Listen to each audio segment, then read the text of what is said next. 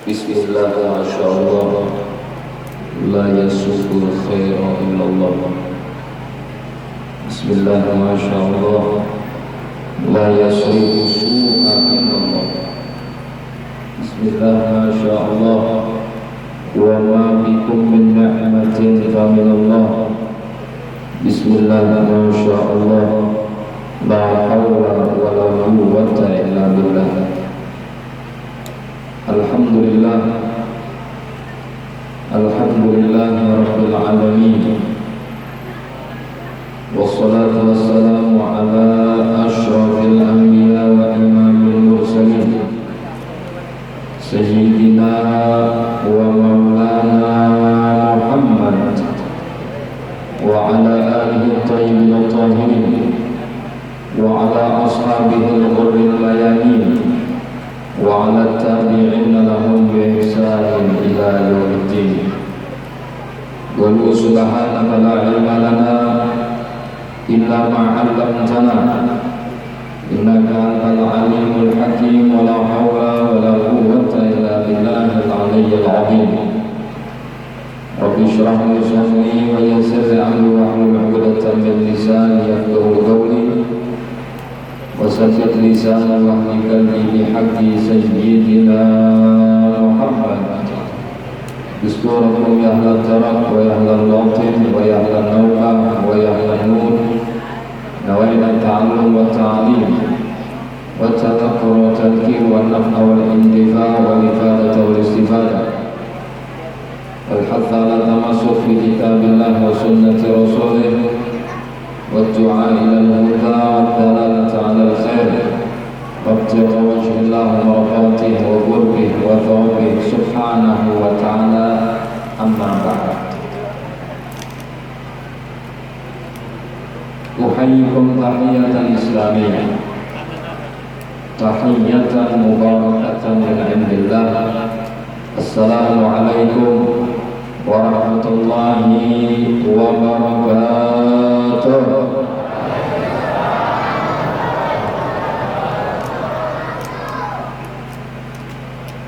Al-Mukarramun wal-Muhtaramun yang sama-sama kita muliakan dan kita hormati, para habaib asbatul Rasul sallallahu alaihi wa alihi wasallam, anak cucu baginda Nabi sallallahu alaihi wasallam, wabil khusus Ammi Al-Habib Tukhtar bin Zain Al-Rus wa akhina billah Al-Habib Al-Fuad Ibn Al-Habib Abdullah As-Saggah dan seluruh habaib yang lain yang tidak disebutkan satu persatu, namun insya Allah sedikit pun tidak mengurangkan kemuliaan dan kehormatan mereka. Para alim ulama, para asatid, guru-guru agama, hum warathatul anbiya, mereka ini pewaris para nabi yang dinisbatkan kepada diri mereka ilmunya Nabi Sallallahu Alaihi Wasallam. Kita doakan semoga habaib kita dan ulama kita diberi Allah keberkahan dalam umur mereka, sehingga kita bisa mengambil manfaat dan faedah untuk kebaikan dan keselamatan kita dunia sampai akhirat. Amin ya rabbal alamin. Tokoh-tokoh masyarakat, sesepuh masyarakat, istimewanya Ketua Masjid dalam hal ini Haji Dayat beserta keluarga dan seluruh panitia dan yang bertugas yang sudah menjadi wasilah dan perantara berkumpulnya kita di sini dalam rangka silaturahim. Kemudian lagi duduk bersama satu niat dan satu maksud, itu memperingati dan merayakan Maulid Nabi besar Muhammad SAW. Semoga apa yang sudah mereka persembahkan dan mereka korbankan, baik yang muda maupun yang tua, sedikit maupun banyak, doa, pikiran, dana dan tenaga Allah balaskan sebaik-baik balasan dunia dan akhirat. Amin ya rabbal alamin.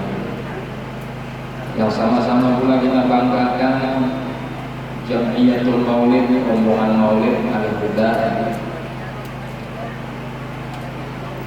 Para hadirin hadirat jamaah majlis Maulid Nabi sallallahu alaihi wasallam. Tak terasa kita sudah berada di penghujung dari bulan Rabiul Awal, bulan yang sudah ma'ruf di kalangan umat Islam,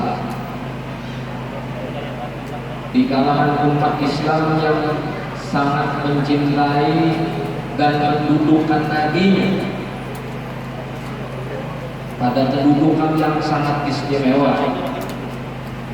Sekali lagi, sehingga apabila sampai bulan Rabiul Awal atau yang biasa kita kenal dengan bulan Maulid, seluruh umat Islam khususnya di Kalimantan Selatan ini mengadakan peringatan dan perayaan Maulid sebagai bentuk ekspresi dan ungkapan kegembiraan. Hal ini berkesesuaian dengan firman Allah Subhanahu wa taala, "Qul bi fadlillah wa bi rahmatihi fa bidzalika falyafrahu huwa khairum mimma yajma'un." Qul bi fadlillah wa bi rahmatihi. Katakanlah dengan karunia-Nya Allah dan rahmat-Nya, fa bidzalika falyafrahu, maka dengan yang demikian itu bergembiralah. Wa khairum mimma yajma'un, kegembiraan kalian atas karunia Allah dan rahmat Allah adalah sebaik-baik asbab yang menyebabkan kalian bahagia, dan melebihi daripada kebaikan-kebaikan yang sifatnya dihimpunkan yang berkaitan dengan duniawi. Berkesesuaian pula dengan hadis Nabi sallallahu alaihi wasallam, "Innama ana rahmatul muhdah," kata Rasulullah. Hanya saja aku ini adalah rahmat yang Allah karuniakan dan Allah hadiahkan kepada seluruh umat manusia. Maka sudah sepantasnya, sepatutnya lah kita umat Islam mengungkapkan, mengekspresikan, jadi kita bahasa Banjar itu mewujudkan kesenangan kita ini dengan bentuk amal ibadah di dalamnya. Karena orang macam-macam membentukkan ekspresi atau mengungkapkan kegembiraan itu macam-macam. Sebagaimana kita misalnya ulang tahun, itu apabila ulang tahun kadang-kadang tak mempunyai warga gedung, mengundang anak yatim, ada yang baca doa selamat, ada yang tiup-tiup lilin. Untung aja pakai tiup api nanggana, tiup lilin aja. Itu kan bentuk ekspresi dan ungkapan itu kan. Nah, kita bentukkan ekspresi dan ungkapan itu dengan kita duduk di dalam majelis ini membaca Maulid. Sebenarnya, coba volumenya tidak usah dinyalakan, karena bilangnya panas mesinnya nyari suara ini. Allah.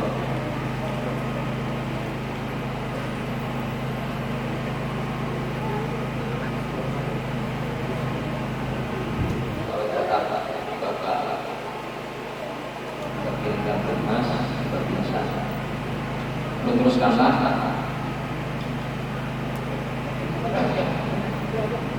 Jadi bentuk ekspresi yang kita adakan, ungkapan kegembiraan yang kita adakan pada hari ini sesuai dengan aturan yang diaturkan oleh ulama kita. Kumpul kita di sini baca Maulid, dan acara inti daripada peringatan Maulid itu adalah baca Maulid tadi. Sebenarnya acara inti dan acara yang paling utama adalah baca Maulid tadi. Ada ceramah ini sekedar penunjang aja. Karena tujuan kita di sini adalah memperingati dan merayakan sekaligus menghidupkan kembali sosok baginda Nabi Shallallahu Alaihi Wasallam dengan wasilah pembacaan Maulid. Ada pencerahan ini kalau bahasa itu sekedar pelengkap. Kalau baca ceramah pun tidak apa-apa. Jadi lain waktu di mana-mana acara jangan pernah lagi kita menyebut acara inti dalam Maulid itu ceramah salah. Karena acara inti dalam Maulid itu ialah pembacaan Maulid tadi acara intinya. Sampai doa itu acara inti. Ada pencerahan ini keterangannya ada mungkin sekedar pencerahan bagi umat agar yang hadir di sini kalaupun tidak paham dengan bahasa Arab yang dibahasakan lewat Maulid tadi bisa paham. Ya kan kadang kebanyakan di lain-lain tempat itu memasuki acara selanjutnya yaitu acara inti. Inilah yang sangat kita nantikan. Nah yang kita ini adalah hadir ceramah, mana hadir Maulid. Kalau anda hadir ceramah, ya tulis ceramah dong. Hadirilah ceramah agama, bukan Maulid. Nah di sini kadang-kadang kita keliru, sedikit diluruskan. Karena kalau kita salah di dalam ucapan ini, maknanya harap melakukan ceramah kepada Nabi. Karena yang ditunggu penceramahnya, bukan Nabinya. Sedangkan kita tadi tujuannya adalah menghadiri majelis Maulid Nabi. Jadi yang paling utama di situ nanti jadi artisnya Nabi. Bukan tukang ceramahnya ini rati suara dan diladakan barat. Jalan yang paling mulia dan artisnya adalah Nabi Shallallahu Alaihi Wasallam. Jadi kita mengisahkan Nabinya.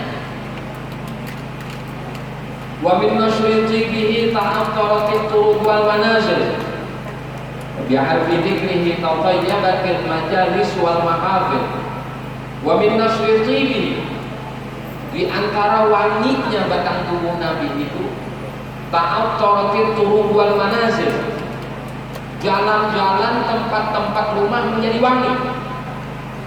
Apabila Nabi lah, umpamanya seandainya Nabi itu hidup detik ini, Nabi menjalani jalan tadi dari depan, itu wangi semerbak batang tubuhnya keciuman. Dan seandainya Nabi duduk di sini, ini wanginya pun tidak hilang sekian hari. Ini artis ini jujur artis. Kalau kita seharum-harumnya awak kita, pasti ada satu waktu yang di situ awak kita tuh bisa ada harum. Dia nanti bisa bau burket, dia orang tak. Lalu atau pas kebelujuran minyak harumnya habis, orangnya dasar pembawaan sudah keteknya semerbak. Nah kalau Nabi SAW kan asli batang tubuhnya itu dasar wangi, aslinya wangi, bukan karena sebab minyak wangi kan, tetapi asli batang tubuhnya itu wangi. Apalagi riwayat hadis menyebutkan di antara kesenangan Nabi SAW itu mengoleksi minyak wangi. Dalilnya apa? Hubbiba ilayya min dunyakum salat. Dicintakan kepadaku, artinya dijadikan cinta kepadaku dari dunia kalian itu tiga. Yang pertama al-tib, wangi-wangian. Maksud wangi-wangian di sini adalah Nabi hobi mengoleksi minyak wangi, itu satu. Yang kedua, Nabi ketujuh yang dicium-cium itu nama wangi-wangi aja. Wan nisa, kemudian yang kedua perempuan, maksudnya istri. Wajuhilat qurratu aini fis shalah, dan yang ketiga dijadikan pelipur laraku itu, kesenangan jiwaku itu di dalam sholat. Dan kita syahid di sini aktif wangi-wangian. Makanya di dalam majelis itu kan kadang bila asyraqal kita maulid ada yang membagi minyak harum, ada yang menyebutkan lupa, ada minas sunan nabawiyah. Ini termasuk daripada sunnahnya Nabi SAW karena Nabi ketujuh nama wangi-wangi. Ini bercerita tentang batang tubuhnya Nabi. Wa bi'arfi dzikrihi tatayyabatil majalis wal mahafil. Sedangkan ketika kita menceritakan tentang Nabi, wa bi'arfi dzikrihi tatayyabatil majalis wal mahafil, akan menjadi semerbak wangi pula perkumpulan-perkumpulan kebaikan dan majlis-majlis seperti ini. Bila dikisahkan kisah Nabi di mana aja itu nyaman, semerbak, tenang, tentram. Yalah, kenapa aja kadang-kadang bila dikisahkan kisah Nabi kita kadang tapi tentram. Nah, ini mungkin hati kita sedikit kadang yang orang kalau minta banyu pinaran, minta banyu paneran. Kenapa kadang kehatian?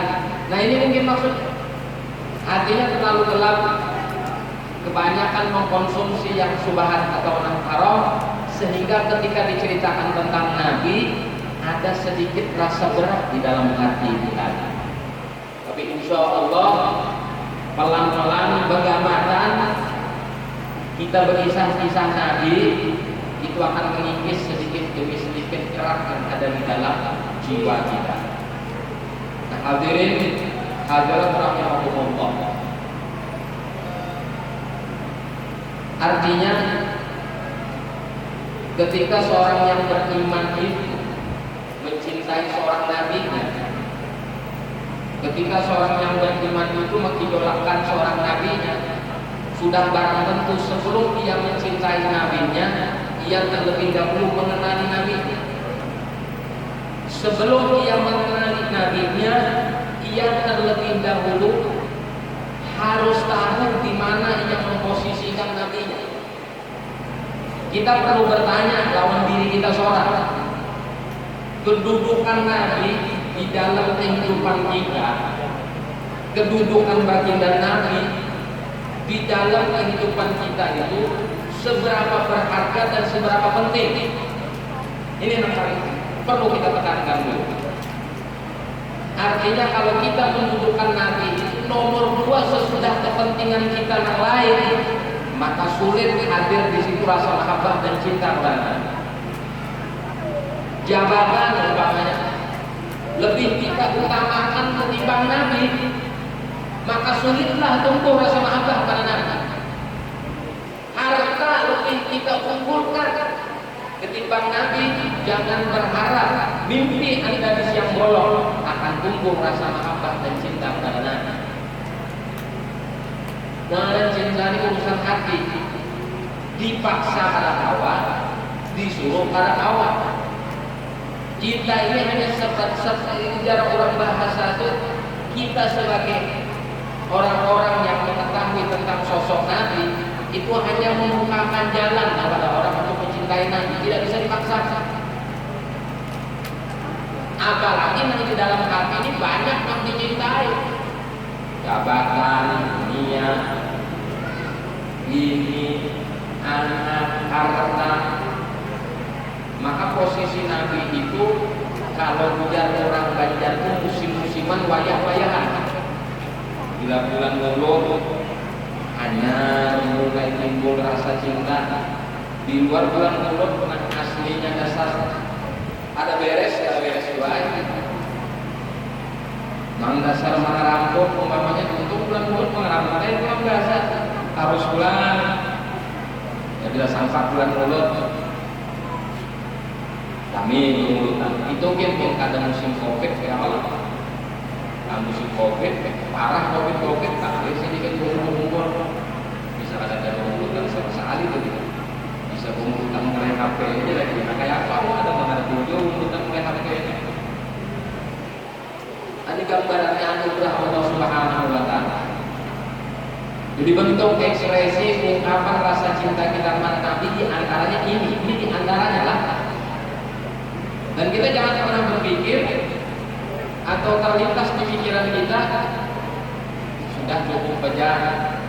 Artinya rasa kita cinta kepada Nabi ini kita mengumpulkan orang, memakani, lalu mengeluarkan budget duit yang gagal, misalnya makan orang banyak ini cukup. Kayaknya sudah, artinya pengorbanan orang sendiri luar biasa sudah. Kalau Nabi belum sesahi bukunya aja belum, apalagi sujud bukunya.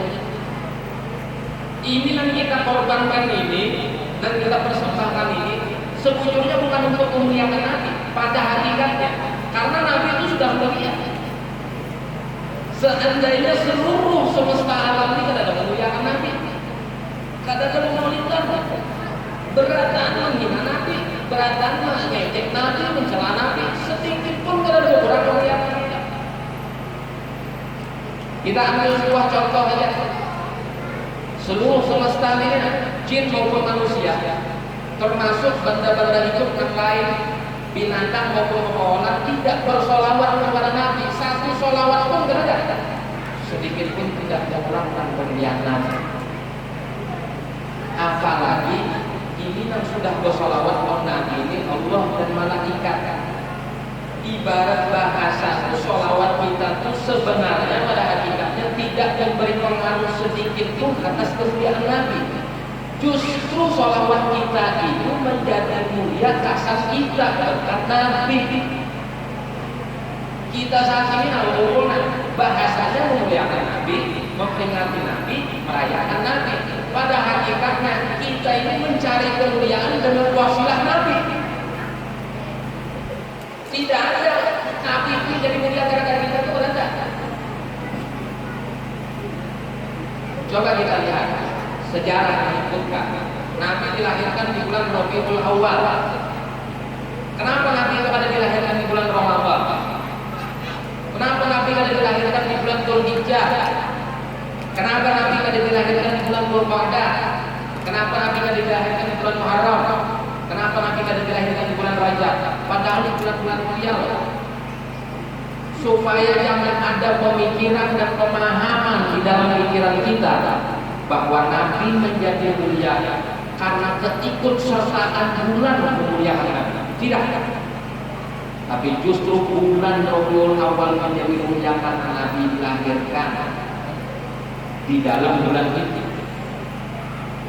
Itu 2 hari. Kenapa Nabi itu kalau dilahirkan di hari Jumat?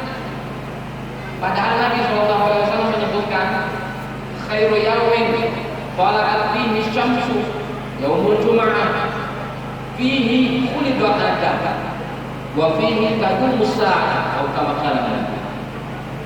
Sebaik-baik hari yang pernah Allah ciptakan, yang dimana matahari terbit di